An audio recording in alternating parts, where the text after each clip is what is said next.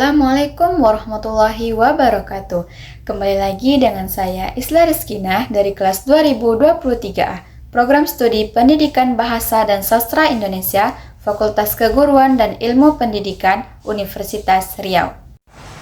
Di video sebelumnya, saya sudah menjelaskan materi tentang teori stilistika.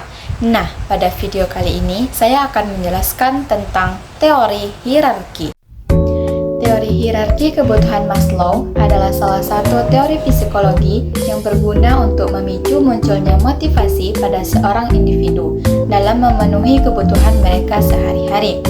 Teori hierarki kebutuhan Maslow diperkenalkan pada tahun 1943 melalui A Theory of Human Motivation melalui acara Psychological Review.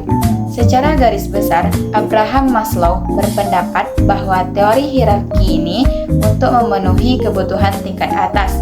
Seorang individu haruslah memenuhi kebutuhan tingkat bawahnya terlebih dahulu dan menggunakan keinginan tersebut sebagai hal untuk memotivasi.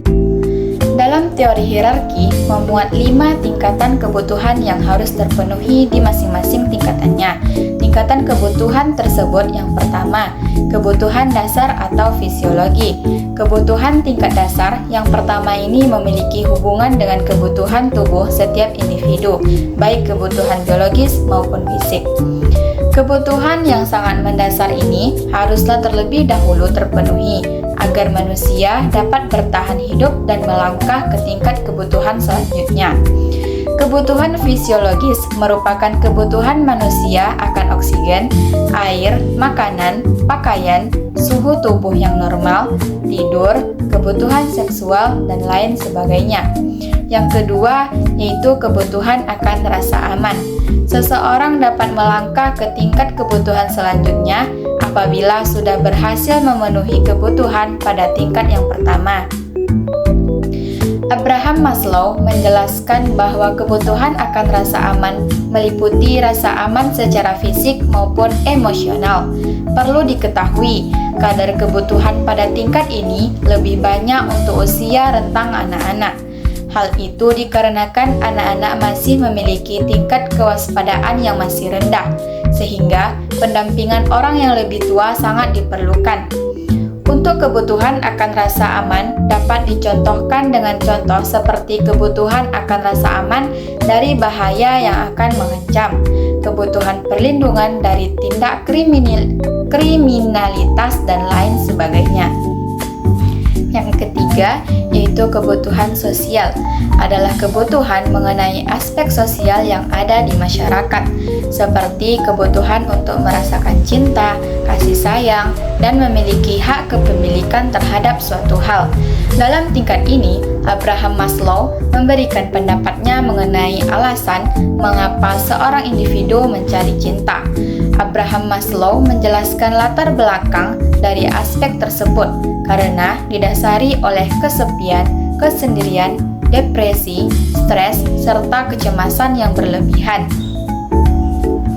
Selain itu, kebutuhan pada tingkat ketiga ini juga meliputi kebutuhan untuk dapat menjalin pertemanan dengan individu lain, membentuk keluarga, bersosialisasi dengan suatu kelompok, beradaptasi dengan lingkungan sekitar, serta berada dalam lingkungan masyarakat. Yang keempat, yaitu kebutuhan mendapatkan penghargaan. Penghargaan yang dimaksud dalam tingkat kebutuhan ini tidaklah selalu penghargaan berupa piala atau hadiah. Maksud dari kata penghargaan di sini adalah harga diri. Ya, setiap individu berhak mendapatkan harga diri mereka. Harga diri dapat berasal dari diri sendiri maupun orang lain. Ketika kebutuhan pada tingkat ini dapat terpenuhi, maka secara otomatis akan memunculkan kebutuhan untuk merasakan penghormatan, rasa menjadi kepercayaan orang lain, dan menstabilkan diri sendiri. Yang kelima, yaitu kebutuhan untuk mengaktualisasikan diri. Kebutuhan ini merupakan kebutuhan tingkat tertinggi. Kebutuhan ini dapat tercapai apabila seseorang berhasil memenuhi keempat kebutuhan yang sebelumnya. Aktualisasi diri dapat diartikan sebagai wujud sesungguhnya untuk untuk mencerminkan harapan serta keinginan seseorang terhadap dirinya sendiri.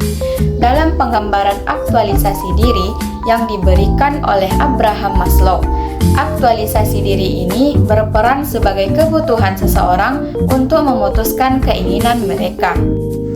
Nah, pada video kali ini, saya akan menerapkan teori hierarki pada novel Edensor karya Andrea Hirata. Adapun kutipan yang mencerminkan kebutuhan hierarki yang pertama, yaitu kebutuhan fisiologi yang terdapat pada kutipan, perutku kosong, kerongkongan kering, aku tak sanggup, waktu melewati danau, aku ingin membatalkan puasaku, aku tak mampu bertahan, kembali melewati danau, aku mendesak ingin minum. Terdapat pada paragraf 14 halaman 35. Pada bulan puasa, Ikal harus pulang dikarenakan ayahnya sakit. Ia berjalan kaki 30 km dan rasa panas serta lapar tak dapat ia hindari. Perutnya kosong dan kerongkongannya kering. Ia sudah berniat membatalkan puasanya dan mendesak ingin minum karena sudah tidak bisa bertahan lagi. Untuk dapat bisa bertahan di kondisi seperti itu, ia harus memenuhi energi di dalam tubuhnya. Tampak dengan tindakan Ikal untuk melewati danau dan memenuhi kebutuhan akan rasa haus, yaitu dengan berniat untuk minum. Hal ini persis seperti yang telah dikatakan Maslow bahwa kebutuhan makan dan minum merupakan kebutuhan terkuat dari semua kebutuhan lainnya. Kebutuhan ini tidak bisa ditunda. Yang kedua, kebutuhan akan rasa aman. Adapun kutipan yang mencerminkan kebutuhan akan rasa aman pada tokoh utama dalam novel Edensor karya Andrea Hirata. Tamat SMA, aku merantau ke Jawa. Di Bogor, kami melamar kerja. Sebuah usaha distributor memanggil untuk wawancara. Terdapat pada paragraf 1 halaman 37. Setelah menyelesaikan pendidikannya di SMA, Ikal yang merupakan tokoh utama dari novel Edensor ini memutuskan untuk merantau ke Jawa dengan tujuan mencari pekerjaan yang lebih pantas untuk dirinya, sehingga bisa membantu kedua orang tuanya, serta bisa menghidupi diri sendiri. Ia tidak pergi sendirian, melainkan ia ditemani sepupu kandungnya yang sudah dia anggap sebagai kakaknya sendiri, yaitu Arai. Tokoh Ikal memenuhi kebutuhan akan rasa aman, yaitu dengan cara merantau ke Jawa untuk mencari jaminan kehidupan yang lebih baik.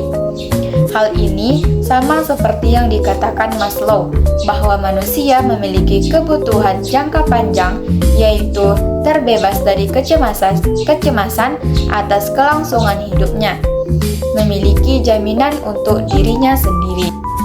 Yang ketiga, kebutuhan sosial atau cinta. Adapun kutipan yang mencerminkan kebutuhan sosial dan cinta pada tokoh novel Edensor karya Andrea Hirata. Diam-diam aku merasa gembira. Di sekitar kita ada kawan yang selalu hadir sebagai pahlawan. Famke adalah kawan semacam itu. Terdapat pada paragraf 5 halaman 155. Ikal merasa penerimaan diri dan perasaan dicintai serta dihargai di lingkungan pertemanannya. Ia merasa memiliki teman yang selalu berusaha menjadi pahlawan untuk dirinya. Hal ini persis seperti yang dikatakan Maslow dalam hierarki kebutuhan sosial dan cinta, yaitu cinta yang tidak berniat memiliki, tidak mempengaruhi, dan terutama bertujuan memberi orang lain gambaran positif, penerimaan diri dan perasaan dicintai yang membuka kesempatan orang itu untuk berkembang. Yang keempat, kebutuhan penghargaan. Adapun kutipan yang mencerminkan kebutuhan akan penghargaan pada tokoh utama dalam novel Edensor karya Andrea Hirata, yaitu apalagi ia selalu memanggilku my man, membuatku merasa ganteng, merasa menjadi kesatria Celtic dalam legenda Highlander, penyelamat petani dari serbuan kaum begundal. terdapat pada paragraf 1 halaman 126. Kutipan di atas menunjukkan penghargaan karya terhadap tokoh utama yaitu Ikal. Ikal diberi julukan oleh wanita yang ia dambakan. Hal ini menunjukkan bentuk penghargaan orang lain terhadap tokoh utama. Julukan Maimen membuat Ikal merasa sangat dihargai dan bentuk kebanggaan tersendiri baginya. Dan yang terakhir adalah kebutuhan aktualisasi diri. Adapun kutipan yang mencerminkan kebutuhan aktualisasi diri pada tokoh utama dalam novel Edensor karya Andrea Hirata, yaitu, dulu cita-citaku ingin menjadi pemain bulu tangkis, lalu gagal dan kini Adam Smith mendidihkan gairahku untuk menjadi ilmuwan ekonomi. Terdapat pada paragraf 1 halaman 132. Sejak kecil, Ikal bercita-cita menjadi seorang atlet bulu tangkis terkenal. Namun, pengalaman hidup membuat ia banyak belajar dan merubah keinginannya. Berdasarkan ilmu yang diperolehnya di dunia perkuliahan, membuat ia banting setir untuk belok arah dan tidak ingin lagi menjadi atlet, melainkan ingin menjadi seorang ilmuwan ekonomi yang terkenal seperti Adam Smith. Ia merasa bahwa dirinya memiliki potensi yang besar untuk menjadi seorang ilmuwan ekonomi. Keinginannya ini merupakan bentuk kebutuhan aktualisasi diri. Maslow mengatakan bahwa tahapan tertinggi dalam tangga hierarki motivasi manusia dari Abraham Maslow adalah kebutuhan akan aktualisasi diri. Bahwa manusia akan berusaha keras untuk mendapatkan aktualisasi diri mereka atau realisasi dari potensi diri manusia seutuhnya ketika mereka telah melalui kepuasan dari kebutuhan yang lebih mendasarnya. Hal ini persis seperti yang terdapat pada kutipan bahwa Adam Smith menjadi motivasi bagi Ikal untuk menjadi ilmuwan ekonomi karena ia merasa memiliki potensi tersebut. Baiklah, sekian penjelasan materi teori hierarki dari saya. Jangan lupa like, komen, dan subscribe ya teman-teman. Mohon maaf atas segala kekurangan. Saya akhiri dengan Assalamualaikum warahmatullahi wabarakatuh.